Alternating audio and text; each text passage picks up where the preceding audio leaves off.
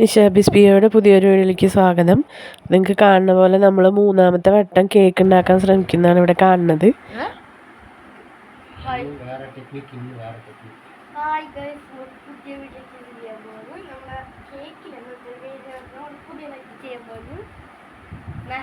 അപ്പോൾ തങ്കുവിൻ്റെ പപ്പയും പറഞ്ഞ പോലെ ഇന്ന് ടെക്നിക്കൊന്ന് മാറ്റി പിടിക്കാമെന്ന് വിചാരിച്ചിരിക്കുകയാണ്.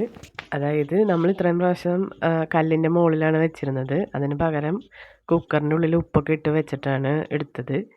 പിന്നെ സഹായിയായിട്ട് എനിക്ക് പകരം തങ്കുവാണ് ഉണ്ടായിരുന്നത്. ഇനിയിപ്പോൾ അതിൻ്റെ രാശി കൊണ്ടാണോ എന്നറിയില്ല, കേക്ക് നന്നായിട്ട് വന്നിട്ടുണ്ടായിരുന്നു.